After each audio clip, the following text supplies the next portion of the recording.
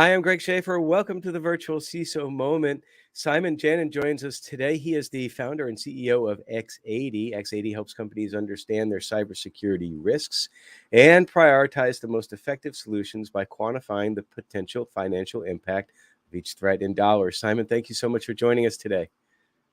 Thank you, Greg. It's great to be here. And I already did a fail on this podcast. I forgot to verify the pronunciation of your name. I hope I got it right. You did great. That's awesome. That's awesome. Well, again, thank you so much for joining on. Would love to hear a little bit about your journey, how and why you got started in cyber, and what led you to eventually being the founder of X80. Absolutely. So I started programming when I was 13, and I was very interested in how computers worked. I started hacking them, trying to see how I could make them do stuff that they were not supposed to do, just because I was testing the boundaries as a teenager. And when I was 19, I got drafted into military intelligence and a special cyber unit in my country, and that showed me a different side of the world. And then I went on to study computer science. I created a cryptographic protocol that was published.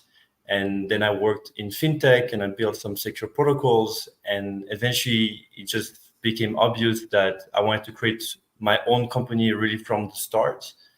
And I went to Entrepreneur First, which is a talent investor where you meet your co-founder. And it just became obvious that cyber was the thing. Just looking at my life backwards, I've actually been doing that for more than half of my life, and one thing led to another, and I founded X80.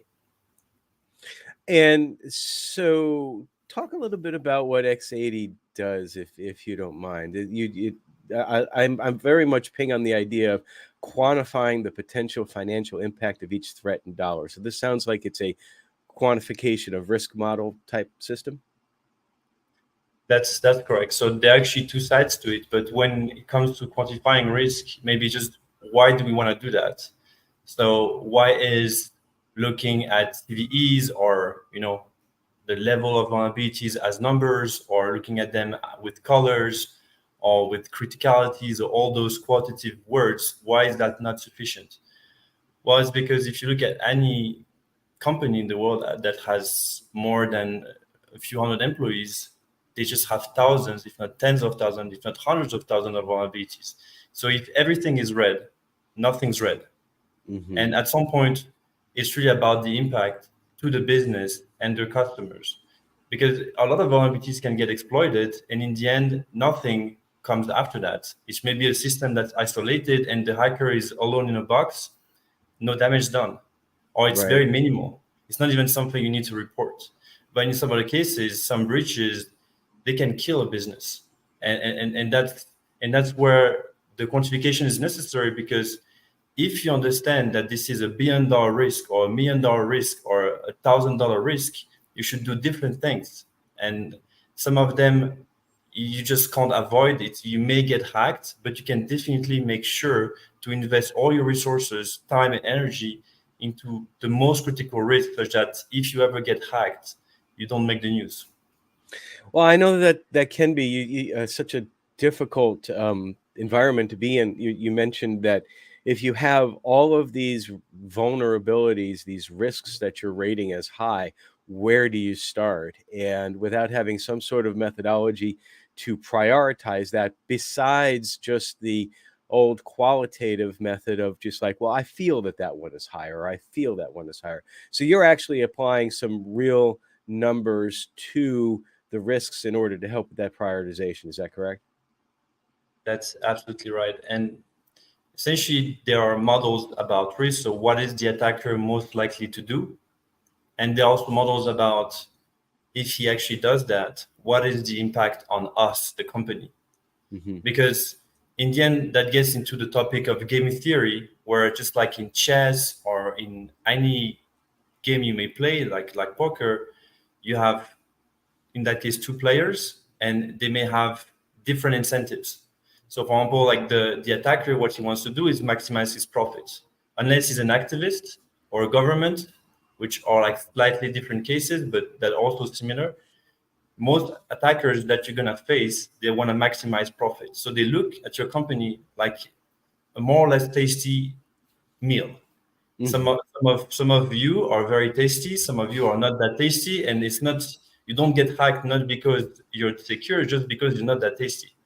And but those who are tasty, well, there's something that makes them tasty. So it could be you have personally identifiable information, and that can be sold for a lot of money, or that can be used to make fraud and create a lot of downstream money from that. Or it could be medical data, or it could be some form of intellectual property that could be resold to a competitor, or it could be just used to servers. Or if you're an AI company, maybe you have weights that can give you an advantage. And essentially all the assets that you have, that you value, that your investors value in your company, this is something that can likely be used for an attacker to benefit from.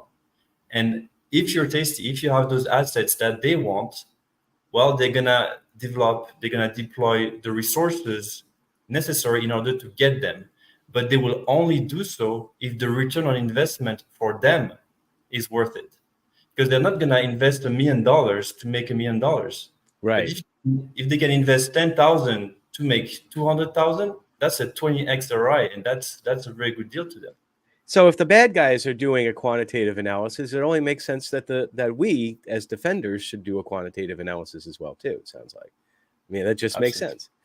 Well, gonna come back in just a moment, and I want to ask you about your opinion about small and mid-sized businesses. I know you're more in the larger business space, but there are some things that translate up and down, including potentially quantitative risks. But going to ask you what you think are like one or two of the most significant threats to small and mid-sized businesses in cyber in just a moment. vCISO Services is a small, specialized, veteran-owned information security firm with a calling, founded on Christian values and focused on the needs of small and mid-sized businesses. Our passion is to help small and mid-sized businesses gain a fighting chance in an increasingly hostile cybersecurity threat environment by providing executive part-time virtual CISO services, information security risk management services, and CISO advisory services. Check them out at vcisoservices.com. Simon, what do you think is one of the, in your opinion, based on your experience at this point in time, one of the most significant threats to small and mid-sized businesses cybersecurity? I think that's an excellent question and a really important topic. So I would maybe split it in two. I'd say for startups, it's just lack of time, and because they just don't have time. Like their biggest risk is to survive, is not to die next year. And so sometimes they struggle to prioritize securing the company, which can lead to really terrible like downstream effects. But when it comes to more general like small and medium businesses, let's say maybe some medical practice or something like that, it's just that they don't have the skills, and they're typically a bit older of a demographic, and they don't have the understanding about those systems, and they use very old systems, and they have processes that just are hard to change, and so they're very resistant to change. While a startup, if you show them the way, they will be really willing to change, but it needs to be a higher risk than the risk of dying. So I think some startups, they just struggle so much because that's just the game of the startup, that sometimes they just can't justify spending time on it, and sometimes it can have bad consequences for them. But it's understandable. And that's really an interesting point that I never really considered before. So my firm, we provide virtual CISO services, so part-time chief information security officer, to businesses of various sizes, and we have on occasion worked with startups, which I realize a lot of vCISOs do as well too, and that it's important for the vCISO to understand that the greatest risk, I love this concept, the greatest risk to a startup is just staying alive. And sometimes when we come in, we don't do a good job of understanding. We try to understand the business risk, but starting right out the gate, that you are up against that biggest risk, and that it's okay then that if they're taking other risks with security just to be able to survive to the next day and get to the next stage. I think that that's a huge point of understanding that a lot of practitioners in my space miss. I mean, I've been guilty of that myself, but I've been both helping startups in security, and I'm also a startup founder. So at some point, I had to understand it, not because I wanted to, but just because the reality was stronger than my thoughts, than what I wish things, how things should be. And also think that a lot of startup founders and executives, they are very smart people. Mm-hmm. So even though they don't know a lot about security, they really need to be educated, and it's just that they have a head full of different things that they're trying to do, and so I think, yeah, this empathy towards them and really trying to understand their business risk and what's really most important for them, which most of the time is just closing more sales. So if you can actually help them close more deals, then you hit right at the top of the priority list. But if it's like not getting hacked, it's like, well, okay, we have some customer data, but maybe we don't have to say it, to tell it to our customers, which I know it's not very ethical, but they're trying to survive. So that's not their priority sometimes, which sad, but it's the way it is. Well, and you sort of already answered the next question that was coming up in my head, because I'm trying to get ahead of you and you're getting ahead of me, so that's pretty cool. But it's I would want to be able, if I'm like totally convinced, okay, look, this is a very serious risk to your company, and I know that your biggest risk is not being able to survive, but I think that this could be a deal killer. I need to get in, and I need to get into your smart head and understand and help you understand why. You already hit a lot of the points that I think that we could use as tools, is the empathy to the business, understanding what the business needs are, and maybe leading with that hand. It's like, I understand that we need to focus on sales. We need to ensure that our cash flow is positive at this point in time, or somewhere along those lines. But if we do have an issue, this is what that's going to mean. So I almost think now this almost dovetails back to quantitative risk, because I always talk about, with quantitative risk, the importance that it is to security practitioners like myself is that you're speaking the business language. You're like the business leaders, they don't, I know that they like colors, red, yellow, and green. That's great. Everybody likes colors. But so what? But if you tell them dollars, then suddenly it's like, oh, I understand now. Because that's really all business is. Business is that by the end of the day, you have more here than what you laid out. Like you said, bad guy wouldn't want to pay $1 million in order to make $1 million. So let me flip back now to, because I love talking about quantitative risk, to talking about X80. What makes your product, your service different as far, because I know that there are different products out there with regards to quantifying risk and telling that story to the C-suite about the risk. What's your differentiator? So when it comes to quantifying risk, I think that there are roughly 3 approaches. So one approach is just the approach that insurances take. The problem with insurances is that they don't have the same incentive as you as a company, because they have a portfolio of companies, and some of you will get hacked, but they'll still make money. Right. So like they're not that worried about the specificity of your risk, as long as you don't break the distribution. So if you're like a Maersk type of risk where you cost $1 billion, then that's a little annoying for them. But besides that, you're just a number and an average. So they don't really care about your risk. In the end, you still end up paying most of the risk. So even if they cover you, in the end, you're gonna have tail risk that you have to pay months and years after the crash, right? And they don't pay that. It's not in the insurance. Then the second way is our companies that are kind of trying to quantify risk. They use a little bit of averages, and they have some model about your company. It's a little bit like the insurance, but it's more tailored towards you. So I think that this can be an interesting approach, that can be beneficial for a lot of companies. And I'd say we are in the third category, where we try to be more grounded in what we're saying. And we think that the most grounded approach is to actually understand how the attacker makes money. So we look at your company and we understand how tasty you are, coming back to what I was saying before, right, how attractive you are to the attacker. And we put $1 on you as if if you were to be hacked, that's how much they would be willing to spend. And based on that number, we know the types of techniques and sophistication they can use to hack you. And based on your attack surface, everything that you have out there, and some more information about your company, we can know, well, what is the probability that they will succeed and which path will they take to actually hack you. And in doing so, we can say, well, if you cut those paths, if you make that much more difficult, you reduce the profitability of the attacker, you make it a lot less attractive to them. And therefore, there's probably someone who will run less fast than you do, and they look probably more tasty than you Right. do. And the bear will eat them. Yeah.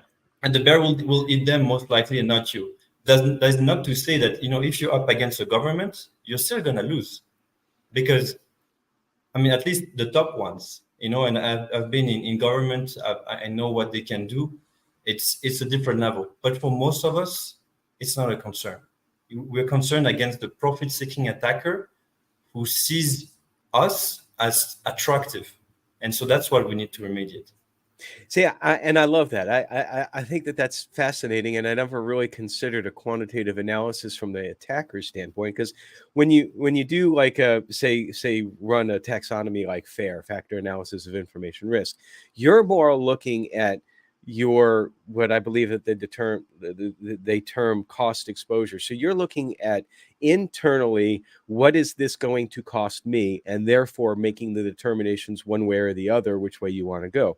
But your approach is you're looking externally, what is it going to benefit them, and then therefore that's going to change the likelihood. I love that. I think that's I have not heard that before. I don't know what else to say. I think that's great. and you're spot on. And I think FAIR also has its place, but I think that the real solution is actually combining both. Right. Because once you know what the attacker does, then there's a question of what you do. And once you know what you do, there's a question of what the attacker does in response to that. And that's actually what game theory does. And once you want to model like a two-player system, that's what you need to do. You cannot just look at, hey, that's what I could lose. Yeah, but if the attacker makes nothing from that, he's not going to make you lose unless he can ransom you. In that case, what you can lose becomes interesting to him, but it's not always true. And so it gets a little bit technical, but it's more grounded to look at what is in there for him than taking an average of companies just like you, right? Which is, sure, it makes for a nice report, but is that actually predictive? Well, and it makes for a nice report. It probably has nice colors in it as well too, because executives love colors. But so I understand that X80 is more geared towards larger enterprises, right? Your customer base. Well, what is basically your customer base? So, mostly focused on banks, insurance companies, some software companies that have a lot of IP, or it could also be logistics or manufacturing. But those are companies that typically are around like $1 billion revenue a year or more. Right. With some exceptions. And yeah, so that's mostly the target. And usually they have like some form of data, whether it's intellectual property or PIIs or medical data, that would hurt a lot if they were compromised. Yeah, and a lot of times, especially the intellectual property can be quite, particularly if you're talking governmental contracts and all of that. That could be very tasty. I'm going to start using that word now. That could be very tasty to the bad guys. But even with for the folks that are listening that are small and mid-sized business folks, even just that philosophical approach, thinking about looking at your quantification of risk from external, what is it worth to them, is at the very least I would submit a good exercise to go through. And that's something that I'm certainly going to take away from this. I love that approach. It's got to be there. I would add something. I would just add something that's actually very relevant to what you do, and also maybe a way for you to talk to them, is that even though they may not be very tasty directly, they may actually be a massive supply chain risk to their customers. So if they have enterprise customers, those small businesses must be secure, because it's a lot more profitable for them to hack that company through them than to go directly through the company itself. Yeah, And so that's where they need it. Yeah, and a good example in the United States is the push for CMMC and downstream vendors to be CMMC compliant. That's a big deal going on right now. So, good point, and I'm glad that you added that, Simon. I gotta imagine though that not only just being in cyber, but certainly founding a company and running a company and growing a company, there's a lot of stress involved. I gather that you do a lot of traveling, just involved with that. You got to step away from it every now and then. We've got a huge problem in our field of we just tend to take on too much sometimes, and we keep it within ourselves, and we're not meant to be stressful 24/7. So I always encourage folks to make sure that they're doing something outside of cyber and business ownership. What's one of the things you do to get away? So I actually do martial arts. I do jiu-jitsu, MMA, Thai boxing, and I also love dancing. So I dance Latin dances, and so I can't complain. I think that I'm managing stress pretty well. Well, now don't combine the two, right? Because if you do the two at the same time, that could be pretty bad. It's all in the contrast. The balance is in the contrast. Well, that's very good. It's very, very good. And I would hate to be your opponent on a day when you were just dealing with some stress in the job, because I would imagine that might fuel a little bit more like any match that you're in. So, but that's good. Anything physical helps, of course, clear out the toxins in the body and clears the mind. So, well, future plans. What future plans do you have for X80 or for yourself or both? So I think that this philosophy of looking at what's in it for the attacker and then understanding what's the consequence for us financially, I think that there's very little about that. So I'm going to be trying to produce more content, more literature on this so that it gets studied a bit more rationally. And besides that, in terms of companies, well, we have pretty aggressive goals and milestones. So I'd be glad to, I hope to have good news to report. So I'm going to be looking for that. I again, one of the reasons why I love doing this podcast series is that I almost every single time when I talk to somebody, I learn something new or get a different perspective. And you're the 105th person that I've spoken to in the last year and a half, and every time it's something new. I never really took that mental journey to think about how tasty am I to somebody else. I don't like the mental image in my head of being somebody, a bear eating me, but I'm going to run with it anyway. So no, it's not a fun thing, but it's what it looks, how it looks to them, and that's what determines what they're going to do. Absolutely. Well, Simon, thank you so much for spending a few minutes with me today. I really enjoyed the conversation. Absolutely. Thank you so much, Greg. It was a pleasure. Everybody, stay secure.